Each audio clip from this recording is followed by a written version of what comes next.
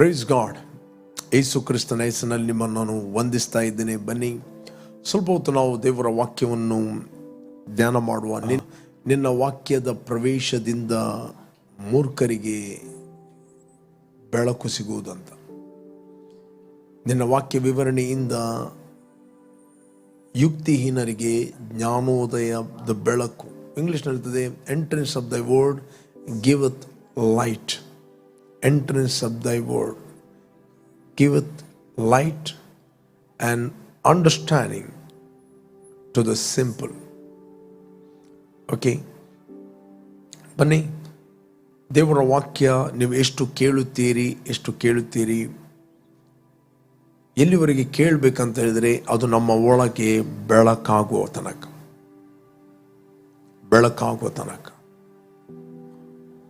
ದೇವರು ನಮ್ಮ ಜೀವಿತದಲ್ಲಿ ಏನೇ ಮಾಡುವುದಾದರೆ ಆತನು ಮೊದಲು ನಮ್ಮ ಆತ್ಮಕ್ಕೆ ಬೆಳಕು ಕೊಡ್ತಾನೆ. ಬೆಳಕು ಕೊಟ್ಟು ಆತನು ನಮ್ಮ ಜೀವಿತದಲ್ಲಿ ಆತನು ಫಂಕ್ಷನ್ ಆಗುತ್ತಾನೆ. ನಿಮ್ಮ ಒಳಗೆ ಬೆಳಕು ಆಯ್ತು ಅಂತ ಹೇಳಿದರೆ ಅದು ಹೊರಗೆ ಬೆಳಕಿರ್ತದೆ. ನಿಮ್ಮ ಒಳಗೆ ಕತ್ತಲೆ ಇದೆ ಅಂತ ಹೇಳಿದರೆ ಆ ಕತ್ತಲೆ ಹೊರಗೆ ಕೂಡ ಇರ್ತದೆ. The Bible says, as a man think in his heart, so easy. ಮನುಷ್ಯನ ಒಳಗೆ ಏನು ಆಲೋಚನೆ ಮಾಡುತ್ತಾನೆ ಅದು ಅವನ ಬೆಳಕು. ರೈಟ್? ನಿನ್ನ ಒಳಗೆ ಏನು ಆಲೋಚನೆ ಮಾಡ್ತಾ ಇದೆ, ನಿನ್ನ ಒಳಗೆ ಏನು ಪಿಕ್ಚರ್ ಇದೆ, ನಿನ್ನ ಒಳಗೆ ಏನು ಲೈಟ್ ಇದೆ, ಆ ಲೈಟಲ್ಲಿ ನೀನು ಏನು ನೋಡ್ತಾ ಇದೆ. ಕೆಲವರು ನೋಡುವುದು ಕೇವಲ ಕತ್ತಲೆಯಲ್ಲಿ ಅವರಿಗೆ ಏನು ಕಾಣೋದಿಲ್ಲ. There is no vision in their life. ಅವರ ಜೀವಿತದಲ್ಲಿ ಎಲ್ಲಿ ನೋಡಿದ್ರು ಕತ್ತಲೆ, ಊಟದಲ್ಲಿ ಕತ್ತಲೆ, ಭವಿಷ್ಯದಲ್ಲಿ ಕತ್ತಲೆ, ರೈಟ್? ಅವರ ಹೆಲ್ತಿನ ವಿಷಯದಲ್ಲಿ ಕತ್ತಲೆ, ದಾಂಪತ್ಯ ವಿಷಯದಲ್ಲಿ ಕತ್ತಲೆ, ಅವರ ಕೆಲಸದ ವಿಷಯದಲ್ಲಿ ಕತ್ತಲೆ, ಬಿಸ್ನೆಸ್ ವಿಷಯದಲ್ಲಿ ಕತ್ತಲೆ, ಅವರ ದಾಂಪತ್ಯ ಜೀವಿತದ ವಿಷಯದಲ್ಲಿ ಕತ್ತಲೆ, ಜಾಬಿನ ವಿಷಯದಲ್ಲಿ ಕತ್ತಲೆ, ನಾಳೆ ವಿಷಯದಲ್ಲಿ ಕತ್ತಲೆ, ಮಕ್ಕಳ ವಿಷಯದಲ್ಲಿ ಕತ್ತಲೆ. ರೈಟ್? ಗೊತ್ತಿಲ್ಲ ಯಾಕೆ ನಾವು ಜೀವಿಸ್ತಾ ಇದ್ದೇವೆ, ಯಾಕೆ, what is my life? There are so many questions, ಅನೇಕ ಕ್ವಶನ್. ಯಾಕೆ ಜೀವಿತದಲ್ಲಿ ಕತ್ತಲೆ? Don't know what is tomorrow, only dark inside. ಪ್ರೇರೆ, ಬಟ್ ದೇವರ ವಾಕ್ಯ ನಿಮಗೆ ಬೆಳಕನ್ನು ಕೊಡುತ್ತದೆ. God's word giveth light. It will give you the direction and your destiny and your purpose. ದೇವರ ವಾಕ್ಯ ನಿಮಗೆ ಗೈಡ್ ಮಾಡುತ್ತದೆ. ನಿಮ್ಮ ಡೆಸ್ಟಿನಿ, ಗುರಿ ಅಥವಾ ನಿಮ್ಮ ಜೀವಿತದ ಪರ್ಪಸ್, ಉದ್ದೇಶವನ್ನು ಅದು ಪ್ರಕಟಿಸುತ್ತದೆ. ಉದ್ದೇಶ ಇಲ್ಲದ ಜೀವಿತ ಅದು ಕೂಡ ಒಂದು ರೀತಿಯ ಕತ್ತಲೆಯ ಜೀವಿತ.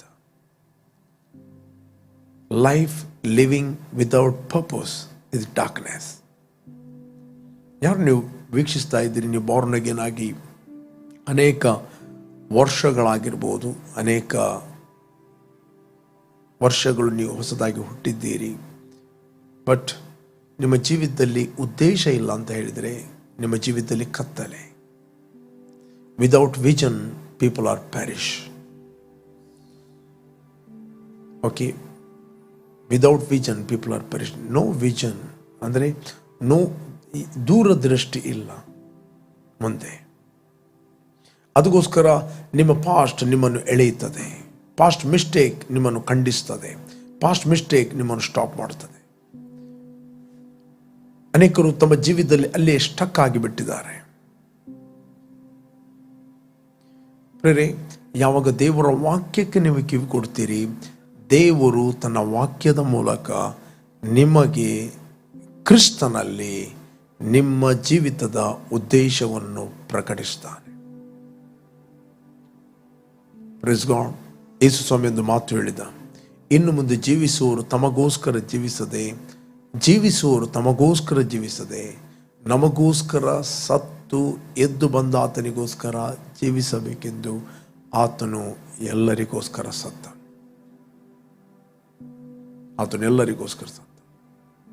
ನಾನು ಹೇಳ್ತೇನೆ, ಇವತ್ತಿನವರೆಗೆ ನೀವು ಪ್ರಾರ್ಥನೆ ಮಾಡಲಿಲ್ಲ, ದೇವರೇ ನಿನ್ನ ಚಿತ್ತಾನುಸಾರವಾಗಿ ನನ್ನನ್ನು ನಡೆಸಲಿಕ್ಕೆ ಪವಿತ್ರಾತ್ಮನು ಸಿದ್ಧವಾಗಿದ್ದಾನೆ. If you are willing, maybe ನಿಮ್ಮ ಹತ್ರ ಅನೇಕ ಓನ್ ಐಡಿಯಾಗಳಿರ್ಬೋದು, ಸ್ವಬುದ್ಧಿಗಳಿರ್ಬೋದು. ಅದೆಲ್ಲವನ್ನು ಬದಿಗಿತ್ತುಕೊಂಡು ನಾವು ದೇವರ ಹತ್ರ ಕೇಳಬೇಕು, ದೇವರೇ ನಿನ್ನ ಆತ್ಮನ ಮೂಲಕ ನಡೆಸು, ನೀನು ಏನು ಹೇಳ್ತಿ ಅದನ್ನು ನಾನು ಮಾಡುತ್ತೇನೆ. ಇದನ್ನು ಕೇವಲ ಬಾಯ್ಟ ಹೇಳುವಂಥದ್ದಲ್ಲ. God is watching you heart. ದೇವರು ನಿಮ್ಮ ಹೃದಯವನ್ನು ಆತನು ವಾಚ್ ಮಾಡ್ತಾನೆ. ನಾವು ಕೇಳಬೇಕು, ನಾನು ಏನು ಮಾಡಬೇಕು. ಸತ್ಯವೇದ ಹೇಳ್ತದೆ 3ನೇ ಅಧ್ಯಾಯ 5ನೇ ವಚನ, ಜ್ಞಾನೋಕ್ತಿ 3 ಚಾಪ್ಟರ್ 5 ವರ್ಸ್ ಹೇಳ್ತದೆ. ಜ್ಞಾನೋಕ್ತಿ 3 ಚಾಪ್ಟರ್ 5 ವರ್ಸ್. ಸ್ವಬುದ್ಧಿಯನ್ನು ಆಧಾರ ಮಾಡಿಕೊಳ್ಳದೆ ಪೂರ್ಣ ಮನಸ್ಸಿನಿಂದ ಯೆಹೋವನಲ್ಲಿ ಭರವಸವಿಡು. Trust in the Lord with all your heart and lean not on your own understanding. ಸ್ವಬುದ್ಧಿಯನ್ನು ಆಧಾರ ಮಾಡಿಕೊಳ್ಳದೆ ಪೂರ್ಣ ಮನಸ್ಸಿನಿಂದ ಯೆಹೋವನಲ್ಲಿ ಭರವಸವಿಡು. ನನ್ನಂದರೆ ನನ್ನ ಸ್ವಂತ ಬುದ್ಧಿಯಿಂದ, ನನ್ನ ಸ್ವಂತ ಆಲೋಚನೆಯಿಂದ ಅದನ್ನು ನಾವು ನಮ್ಮ ಜೀವಿತಕ್ಕೆ ಆಧಾರ ಮಾಡಿಕೊಳ್ಳದೆ ಪೂರ್ಣ ಮನಸ್ಸಿನಿಂದ ದೇವರ ಮೇಲೆ ಭರವಸವಿಡು. ಆತನ ಮೇಲೆ ಭರವಸೆ ಇಡುವುದಂದರೆ ಆತನ ವಾಕ್ಯದ ಮೇಲೆ ಭರವಸೆ ಇಡುವಂಥ. ಓಕೆ, ಆತನ ವಾಕ್ಯದ ಮೇಲೆ ನಾವು ಭರವಸವಿಡುವಂಥ. ಆತನ ವಾಕ್ಯ ಸತ್ಯ, ಆತನ ವಾಕ್ಯ ಏನು ಹೇಳ್ತದೆ ಅದರ ಮೇಲೆ ನಾವು ಭರವಸೆ ಇಡುವಂಥದ್ದು. ಓಕೆ, 6ನೇ ವಚನ ಹೇಳ್ತದೆ, ನಿನ್ನ ಎಲ್ಲ ಮಾರ್ಗಗಳಲ್ಲಿ, ನಿನ್ನ ಎಲ್ಲ ನಡವಳಿಕೆಯಲ್ಲಿ ಆತನ ಚಿತ್ತಕ್ಕೆ ವಿಧೇಯನಾಗಿರು. ನಿನ್ನ ಎಲ್ಲ ನಡವಳಿಕೆಯಲ್ಲಿ ಆತನ ಚಿತ್ತಕ್ಕೆ ವಿಧೇಯನಾಗಿರು. In all your ways acknowledge him. Important, ನಾವು ಅಕ್ನಾಲೇಜ್ ಮಾಡುವಂಥದ್ದು ವೆರಿ ವೆರಿ ಇಂಪಾರ್ಟೆಂಟ್. ಇಲ್ಲಿ ಹೇಳ್ತೀವಿ, in all your ways know, recognise and acknowledge him and he will direct and make straight and plain your path. In all your ways acknowledge him and he shall direct your path. ಈ conscious ನಮ್ಮಲ್ಲಿ ಯಾವತ್ತೂ ಇರಬೇಕು. ನಾವು ದೇವರು ನಮ್ಮನ್ನು ನಡೆಸ್ತಾನೆ, ದೇವರು ನಿಮ್ಮನ್ನು ನಡೆಸ್ತಾನೆ. ನೀವು ಯಾವಾಗ ದೇವರ ಚಿತ್ತಕ್ಕೆ, ಆತನ ಉದ್ದೇಶಕ್ಕೆ ನೀವು ಒಪ್ಪಿಸಿಕೊಡುತ್ತೀರಿ, ಪವಿತ್ರಾತ್ಮನು ನಿಮ್ಮನ್ನು ನಡೆಸ್ತಾನೆ, ನಿಮ್ಮನ್ನು ಆತನು ಕಂಟ್ರೋಲ್ ಮಾಡುತ್ತಾನೆ. Okay, that means you are giving yourself heartfully. ನೀವು ಕೊಡ್ತೀರಿ. ನೆಕ್ಸ್ಟ್, ನಿಮ್ಮ ಹೆಜ್ಜೆಗಳು ಎಲ್ಲೆಲ್ಲಿ ಇರುವುದಿಲ್ಲ, ನಿಮ್ಮ ಹೆಜ್ಜೆಗಳು ದೇವರಿಂದ ನೇಮಿಸಲ್ಪಡ್ತವೆ. ಬೈಬಲ್ ಹೇಳ್ತದೆ, ಹಿ ವಿಲ್ ಡೈರೆಕ್ಟ್ ಯುವರ್ ಪಾತ್. ನೀನು ಎಲ್ಲಿ ಹೋಗಬೇಕು, ನಿನ್ನ ಹೆಜ್ಜೆಗಳನ್ನು ಆತನು ನಡೆಸ್ತಾನೆ. ಆತನ ಮಾರ್ಗಗಳನ್ನು ಸರಾಗ ಮಾಡುವಂದರೆ ನೀನು ಎಲ್ಲಿ ಹೋಗಬೇಕು ಅಲ್ಲಿ ಇರ್ತಿ. You will be in the right time, right place, in the right purpose. ನೀನು ಸರಿಯಾದ ಸಮಯದಲ್ಲಿ, ಸರಿಯಾದ ಸ್ಥಳದಲ್ಲಿ, ಸರಿಯಾದ ಸಮಯದಲ್ಲಿ, ಸರಿಯಾದ ಸ್ಥಳ, ಸರಿಯಾದ ಸಮಯ, ಸರಿಯಾದ ಉದ್ದೇಶದಲ್ಲಿ ನೀನು ಇರುತ್ತಿ. ನೀನು ಉದ್ದೇಶ ಇಲ್ಲದೆ ನೀನು ಎಲ್ಲಿ ಕೂಡ ಇರುವುದಿಲ್ಲ. ಇವತ್ತು ಅನೇಕರ ಜೀವಿತ, ಅವರು ರಾಂಗ್ ಆದ ಸ್ಥಳದಲ್ಲಿದ್ದಾರೆ, ರಾಂಗ್ ಟೈಮಲ್ಲಿದ್ದಾರೆ, ರಾಂಗ್ ಉದ್ದೇಶದಲ್ಲಿದ್ದಾರೆ. They don't know their purpose of life. They are the right time, wrong place. ಸರಿಯಾದ ಸಮಯದಲ್ಲಿ, ಬಟ್ ತಪ್ಪಾದ ಸ್ಥಳದಲ್ಲಿದ್ದಾರೆ, ತಪ್ಪಾದ ಉದ್ದೇಶದಲ್ಲಿದ್ದಾರೆ, ತಪ್ಪಾದ ಮಾರ್ಗದಲ್ಲಿದ್ದಾರೆ. ಅವರಿಗೆ ಇಟ್ಟಂಥ ಪ್ಲ್ಯಾನ್, ಅವರಿಗೆ ಇಟ್ಟಂಥ ಮಾರ್ಗದಲ್ಲಿ ಅವರಿಲ್ಲ. Praise God. ದೇವರೆಂದರೆ ಅವರಿಗೊಂದು ರಿಲಿಜನ್, ನೋ ರಿಲೇಷನ್ಶಿಪ್. ಆ ಸಂಬಂಧ ಎಂಬುವಂಥದ್ದು ಇಲ್ಲ. They don't want to recognise and acknowledge him. ನೀವು ಯಾರು ಕೂಡ ಅಕಸ್ಮಾತ್ತಾಗಿ ಹುಟ್ಟಲಿಲ್ಲ. ನೀವು ತಕ್ಕ ಉದ್ದೇಶದಲ್ಲಿ ಹುಟ್ಟಿದ್ದೀರಿ. ದ ಬೈಬಲ್ ಹೇಳ್ತಿದೆ, ದೇವರು ಪ್ರತಿಯೊಂದನ್ನು ತಕ್ಕ ಗುರಿ ಇಟ್ಟು ಸೃಷ್ಟಿ ಮಾಡಿದ್ದಾನೆ. ನಿನ್ನನ್ನು ತಕ್ಕ ಉದ್ದೇಶದಲ್ಲಿ ಸೃಷ್ಟಿ ಮಾಡಿದ್ದಾನೆ. ಆತನ ಉದ್ದೇಶಕ್ಕೋಸ್ಕರ ನಿನ್ನನ್ನು ಆತನು ಕ್ರಿಯೇಟ್ ಮಾಡಿದ್ದಾನೆ. You are not mistake from God, you are the plan and purpose of God. ನೀನು ದೇವರ ಉದ್ದೇಶ ಮತ್ತು ಯೋಜನೆ ನೀನು ಆಗಿದ್ದಿ. ಪ್ರತಿದಿನ ನಾವು ಬೆಳಗ್ಗೆ ಎದ್ದುಕೊಂಡು ನಾವು ನಮ್ಮನ್ನು ದೇವರ ಉದ್ದೇಶಕ್ಕೆ ಒಪ್ಪಿಸಿಕೊಡ್ಬೇಕು. ದ ಬೈಬಲ್ ಹೇಳ್ತಿದೆ, in all your ways know, recognise and acknowledge him. ನಿನ್ನ ಎಲ್ಲ ನಡವಳಿಕೆಯಲ್ಲಿ ಆತನ ಚಿತ್ತಕ್ಕೆ ವಿಧೇಯನಾಗಿರು. In all your ways acknowledge him. Acknowledge ಮಾಡುವಂಥದ್ದು, ಗ್ರಹಿಸುವಂಥದ್ದು ವೆರಿ ವೆರಿ ಇಂಪಾರ್ಟೆಂಟ್. ತಿಳಿದುಕೊಳ್ಳುವಂಥದ್ದು ದೇವರನ್ನು ವೆರಿ ವೆರಿ ಇಂಪಾರ್ಟೆಂಟ್. ಅದನ್ನು ತಿಳುವಳಿಕೆ ಕೊಡುವಂಥದ್ದು ದೇವರ ವಾಕ್ಯ. Entrance of God's word giveth light in your life. Right? ಎಷ್ಟೋ ಮಂದಿಗೆ ದೇವರು ಏನೇನೋ ಪ್ಲ್ಯಾನ್ ಇಟ್ಟಿದ್ದಾರೆ, ಏನೇನೋ ದೇವರು ಯೋಜನೆ ಇಟ್ಟಿದ್ದಾರೆ. ಬಟ್ ಅವರು ಬಿಕಾಸ್ ಆಫ್ ಫ್ಲಶಿ ಕಾರಲ್, ಶರೀರದ ಹೋರಾಟಗಳಿಂದ ಅವರೇನಾಗಿದ್ದಾರೆ, ಸರಿಯಾದ ಸಮಯದಲ್ಲಿ ತಪ್ಪಾದ ಸ್ಥಳದಲ್ಲಿ ತಪ್ಪಾದ ಉದ್ದೇಶಕ್ಕೋಸ್ಕರ ಇದ್ದಾರೆ. ಪ್ರೇರೆ, ಯಾವಾಗ ನಾವು ದೇವರ ಉದ್ದೇಶಕ್ಕೆ ನಮ್ಮನ್ನು ಕೊಡ್ತೇವೆ, ದೇವರು ನೀನು ಏನು ಹೇಳ್ತಿ ಹಾರ್ಟ್ಫುಲಿ ನಾನು ಅದನ್ನು ಮಾಡ್ತೇನೆ, ನೀನು ಎಲ್ಲಿ ಹೋಗಲು ಹೇಳ್ತಿ ನಾನು ಹೋಗ್ತೇನೆ, ಏನು ಮಾಡಲು ಹೇಳ್ತಿ I will do, not by my strength, ನನ್ನ ಸಾಮರ್ಥ್ಯದಿಂದಲ್ಲ, ನಿನ್ನ ಸಾಮರ್ಥ್ಯದಿಂದ, ಬಲದಿಂದ ಅಲ್ಲ, ಪರಾಕ್ರಮದಿಂದ ಅಲ್ಲ, ಯೆಹೋವನ ಆತ್ಮನಿಂದಲೇ ಎಲ್ಲ ಬೆಟ್ಟಗಳು ಮೇಣದಂತೆ ಕರಗಿ ಹೋಗ್ತವೆ. ಆತನ ಆತ್ಮದಿಂದಲೇ ಎಲ್ಲವನ್ನು ನೀನು ಮಾಡಲು ಶಕ್ತನು. ಯಾವಾಗ ನಾವು ವಿಲ್ಫುಲಿ ಕೊಡ್ತೇವೆ, ದೇವರು ನಮ್ಮನ್ನು ನಡೆಸ್ತಾನೆ. Praise God. ದೇವರು ನಮ್ಮನ್ನು ನಡೆಸ್ತಾನೆ, ದೇವರು ನಮಗೆ ಕಲಿಸ್ತಾನೆ. ದೇವರ ವಾಕ್ಯ ನಾವು ಕೇಳಿದಾಗ ಪವಿತ್ರ ಆತ್ಮನು ಅದನ್ನು ಪ್ರಕಟಿಸ್ತಾನೆ. ಆ ದೇವರ ವಾಕ್ಯ ನಿಮಗೆ ಒಳಗೆ ಬೆಳಕಾಗುತ್ತದೆ, ನಿಮ್ಮ ಒಳಗೆ ಬೆಳಕಿರ್ತದೆ. ಅದಕ್ಕೋಸ್ಕರ ಬೈಬಲ್ ಹೇಳ್ತದೆ, ದೇವರು ಸೂಚಿತವನ್ನು ನೆರವೇರಿಸಬೇಕೆಂದು ನಿಮ್ಮಲ್ಲಿ ಉದ್ದೇಶವನ್ನು ಪ್ರಯತ್ನವನ್ನು ಉಂಟು ಮಾಡುವನಾಗಿದ್ದಾನೆ. ಓಕೆ, ದೇವರು ತನ್ನ ಸೂಚಿತವನ್ನು ನೆರವೇರಿಸಬೇಕೆಂದು ನಿಮ್ಮಲ್ಲಿ ಆತನ ಉದ್ದೇಶವನ್ನು ಆತನು ಉಂಟು ಮಾಡುತ್ತಾನೆ.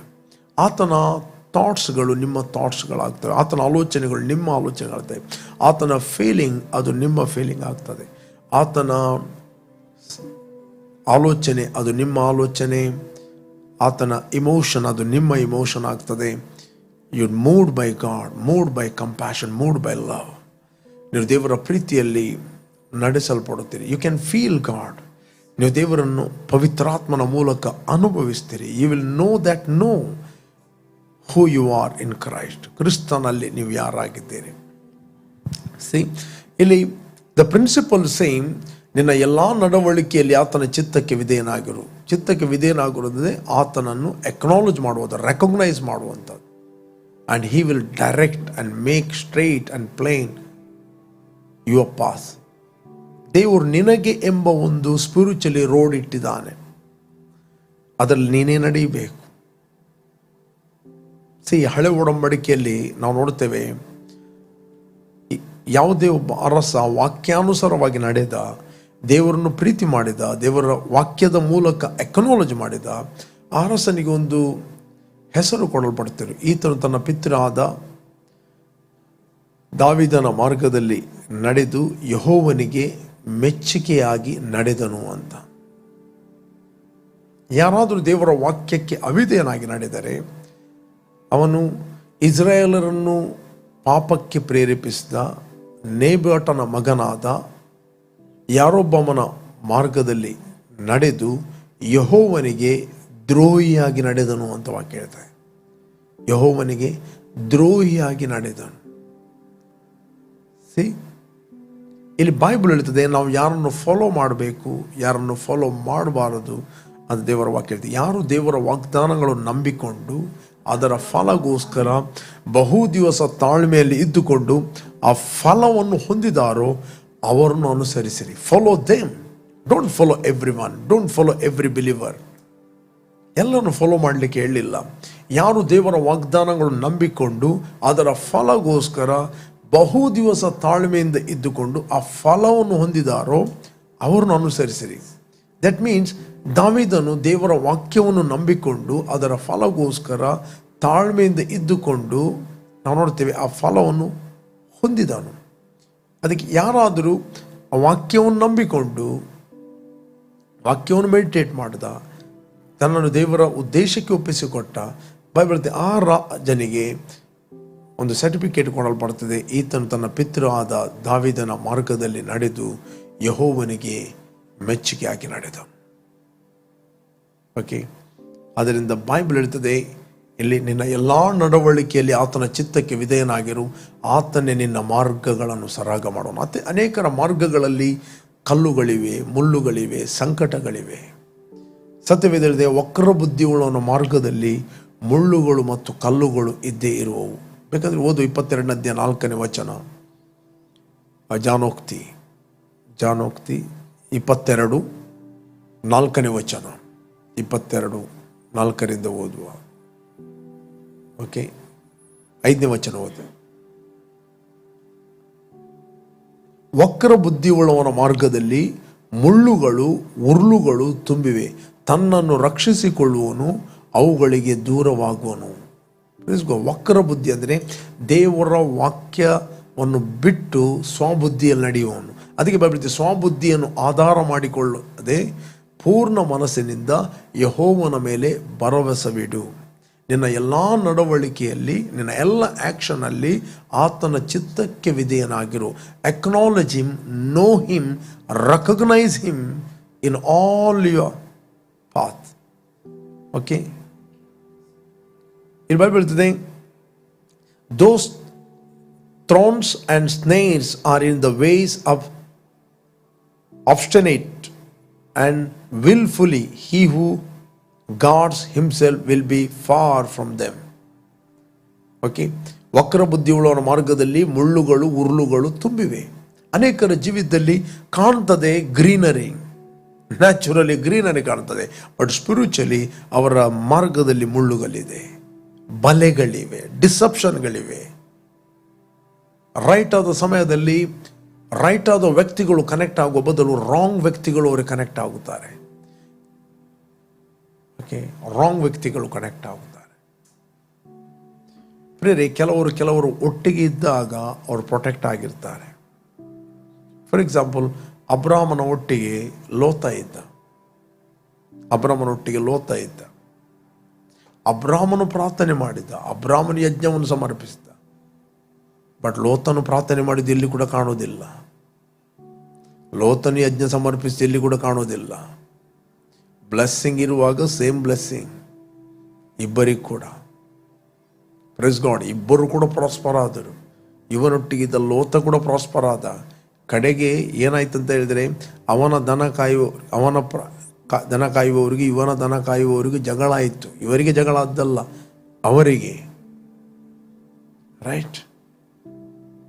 ಆಗ ಅಬ್ರಾಮನು ಹೇಳ್ತಾನೆ, ನೀನು ಉತ್ತರಕ್ಕೆ ಹೋದರೆ ನಾನು ದಕ್ಷಿಣಕ್ಕೆ ಹೋದರೆ ಉತ್ತರ, ನೀನು ಆಚೆ ಹೋದರೆ ಈಚೆ ಹೋಗ್ತೇನೆ, ನೀನು ಈಚೆ ಹೋದರೆ ಯು ಚೂಸ್. ರೈಟ್. ಯಾಕೆಂದರೆ ಅಬ್ರಾಮನು ಜಗಳವನ್ನು ಬಯಸುವ ವ್ಯಕ್ತಿ ಅಲ್ಲ. ಇಲ್ಲಿ ನಾವು ನೋಡ್ತೇವೆ, ದೇವರು ನಿಮಗೊಂದು ಮಾರ್ಗವನ್ನಿಟ್ಟಿದ್ದಾನೆ, ರೋಡ್ ಇಟ್ಟಿದ್ದಾನೆ, ದ ವೇ ಆಫ್ ಲೈಫ್.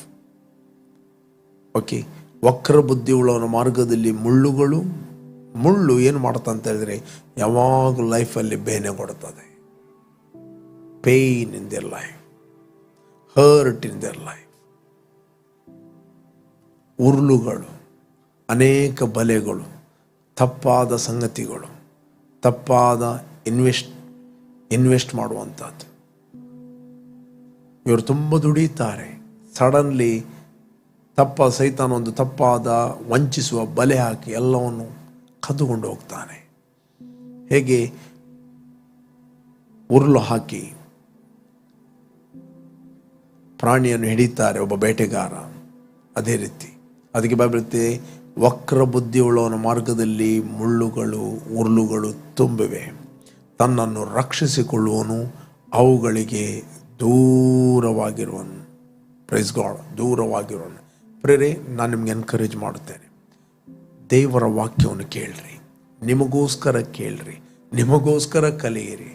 ಆ ವಾಕ್ಯ ನಿಮಗೆ ಬೆಳಕು ಕೊಡ್ತದೆ. ನಿಮ್ಮ ಜೀವಿತದಲ್ಲಿ ಕತ್ತಲೆ ಇರುವುದಿಲ್ಲ, ನಿಮ್ಮ ಜೀವಿತದಲ್ಲಿ ಬೆಳಕಿರ್ತದೆ. ರೈಟ್? ನಿಮ್ಮ ಜೀವಿತದಲ್ಲಿ ಕನ್ಫ್ಯೂಷನ್ ಇರುವುದಿಲ್ಲ, ನಿಮ್ಮ ಜೀವಿತದಲ್ಲಿ ಸಮಾಧಾನ ಇರ್ತದೆ. ನಿಮ್ಮ ಜೀವಿತದ ಉದ್ದೇಶ ಏನಂತ ಪವಿತ್ರಾತ್ಮ ನಿಮಗೆ ಪ್ರಕಟಿಸ್ತಾನೆ. ನೀವು ಸುಮ್ಮನೆ ಬೆಳಿಗ್ಗೆ ಎದ್ದುಕೊಂಡು ಸಂಜೆ ಮಲಗುವುದಿಲ್ಲ, ಉದ್ದೇಶ ಇಲ್ಲದ ಲೈಫಲ್ಲಿ ಇರುವುದಿಲ್ಲ. You are bound with the purpose. ಪ್ರೇರೆ, ಇಷ್ಟರವರೆಗೆ ನಿಮ್ಮ ಜೀವಿತವನ್ನು ದೇವರ ಉದ್ದೇಶಕ್ಕೆ ನೀವು ಒಪ್ಪಿಸಿಕೊಡಲಿಲ್ಲ ಅಂತ ಹೇಳಿದರೆ ಒಪ್ಪಿಸಿಕೊಡ್ರಿ. ಅಥವಾ ಯಾರಾದರೂ ನೀವು ಯೇಸುವನ್ನು ರಕ್ಷಕನ ಒಡೆಯನೆಂದು ಅಂಗೀಕಾರ ಮಾಡದಿದ್ದರೆ, ನೀವು ಫಸ್ಟ್ ಟೈಮ್ ವೀಕ್ಷಿಸ್ತಾ ಇದ್ದೀರಿ, ಮೇ ಬಿ ದೂರ ಇರ್ಬೋದು, ಡಸಂಟ್ ಮ್ಯಾಟರ್. ನಿಮ್ಮ ಹೃದಯದಲ್ಲಿ ಯೇಸುವನ್ನು ಕರೆಯಿರಿ. ನೀವು ನಿಮಗಿಟ್ಟಂಥ ಯೋಜನೆಗೆ ಫಸ್ಟ್ ಸ್ಟೆಪ್ ನೀವು ಇಡ್ತೀರಿ. ಓಕೆ? ಯೇಸು ಹೇಳಿದ, ನಾನೇ ಸತ್ಯ, ನಾನೇ ಜೀವ, ನಾನೇ ಮಾರ್ಗ, ನನ್ನ ಹೊರತು ಯಾರು ತಂದೆಯ ಬಳಿಗೆ ಹೋಗಲಿಕ್ಕೆ ಆಗುವುದಿಲ್ಲ. ಯೇಸುವನ್ನು ನೀವು ಅಂಗೀಕಾರ ಮಾಡಿದಾಗ ಫಸ್ಟ್ ಆಫ್ ಆಲ್ ನೀವು ನಿತ್ಯ ಜೀವವನ್ನು ಹೊಂದುತ್ತೀರಿ. ನಿತ್ಯತ್ವಕ್ಕೆ, ಯುಗ ಯುಗಾಂತರಕ್ಕೆ ನಾವು ಆತನೊಟ್ಟಿಗೆ ಜೀವಿಸ್ತೇವೆ. Praise God. Let's pray. Thank you Lord. ಭೂಮಿ ಆಕಾಶಗಳನ್ನು ಉಂಟು ಮಾಡಿದ ಸರ್ವಶಕ್ತನಾದ ತಂದೆ, ಯೇಸುವಿನ ನಾಮದಲ್ಲಿ ನಾವು ನಿನ್ನ ಸನ್ನಿಧಿಯಲ್ಲಿದ್ದೇವೆ. ಯೇಸುವೆ, ನೀನು ಸುರಿಸಿದ ರಕ್ತದ ಮೂಲಕ ನಮ್ಮ ಅಪರಾಧಗಳು ಪರಿಹಾರವಾಗಿ ನಮಗೆ ಬಿಡುಗಡೆ ಆಯಿತು. ನಾವು ಮರಣದಿಂದ ಪಾರಾಗಿ ಕ್ರಿಸ್ತನಲ್ಲಿ ಜೀವಕ್ಕೆ ಸೇರಿದ್ದೇವೆ. ನೀನು ವಾಗ್ದಾನ ಮಾಡಿದ ಪವಿತ್ರಾತ್ಮನನ್ನು ನಂಬಿಕೆಯ ಮೂಲಕ ನಾವು ಹೊಂದುತ್ತೇವೆ. Thank you Lord. ತಂದೆ, ನಾವು ಸ್ವಬುದ್ಧಿಯನ್ನು ಆಧಾರ ಮಾಡಿಕೊಳ್ಳದೆ ಪೂರ್ಣ ಮನಸ್ಸಿನಿಂದ ನಿನ್ನ ಮೇಲೆ ನಾವು ಭರವಸೆ ಇಟ್ಟಿದ್ದೇವೆ. You are our strength, not man is our strength. Thank you Lord. ಯಾವ ಮನುಷ್ಯನು ನಮ್ಮ ಸಾಮರ್ಥ್ಯ ಅಲ್ಲ, ನೀನು ನಮ್ಮ ಸಾಮರ್ಥ್ಯವಾಗಿದೆ. ನಮ್ಮ ಎಲ್ಲ ನಡವಳಿಕೆಯಲ್ಲಿ ನಾವು ನಿನ್ನನ್ನು ಎಕ್ನಾಲಜ್ ಮಾಡುತ್ತೇವೆ, ತಿಳಿಯುತ್ತೇವೆ. Thank you Lord. ನಿನ್ನ ಚಿತ್ತಕ್ಕೆ ನಾವು ವಿಧೇಯರಾಗುತ್ತೇವೆ. ನಮ್ಮ ಮಾರ್ಗಗಳನ್ನು ನೀನು ಸರಾಗ ಮಾಡುವನಾಗಿದ್ದೆ. ನಮ್ಮ ಜೀವಿತದಲ್ಲಿರೋ ಎಲ್ಲ ಉರುಳುಗಳು, ಬಲೆಗಳು ಯೇಸು ನಾಮದಲ್ಲಿ ಕಳಚಲ್ಪಡಲಿ. ಕರ್ತನೆ, ಯಾರನ್ನೊಟ್ಟಿಗೆ ಪ್ರಾರ್ಥನೆ ಮಾಡ್ತಾ ಇದ್ದಾರೆ ಅವರೆಲ್ಲರ ಮಾರ್ಗಗಳು ಸರಾಗವಾಗಲಿ. ಒಂದು ಮಾತನ್ನು ನಿನ್ನ ಘೋಷಿಸ್ತಿ, ಬೆಳಕು ನಿನ್ನ ಮಾರ್ಗದಲ್ಲಿ ಪ್ರಕಾಶಿಸುವುದಂತ ವಾಕ್ಯ ಹೇಳ್ತದೆ. Light will shine on your path ಅಂತ ವಾಕ್ಯ ಹೇಳ್ತದೆ. ಪ್ರತಿಯೊಬ್ಬರ ಮಾರ್ಗಗಳು ಸರಾಗವಾಗಲಿ. ಪ್ರತಿಯೊಬ್ಬರ ಜೀವಿತದಲ್ಲಿರುವ ಎಲ್ಲ ಮುಳ್ಳುಗಳು, ಕಲ್ಲುಗಳು, ಉರುಳುಗಳು ಯೇಸುವಿನ ನಾಮದಲ್ಲಿ ಡಿಸಪಿಯರ್ ಆಗಲಿ. Thank you lord. ಪ್ರತಿಯೊಬ್ಬರಿಗೆ ಆರೋಗ್ಯವನ್ನು ನಾನು ಮಾತಾಡ್ತಾ ಇದ್ದೇನೆ. ಎಲ್ಲ ಮಕ್ಕಳಿಗೆ ಆರೋಗ್ಯವನ್ನು ಮಾತಾಡ್ತಾ ಇದ್ದೇನೆ. We speak healing in the name of Jesus. We speak restoration of god in Jesus name. Amen. Amen.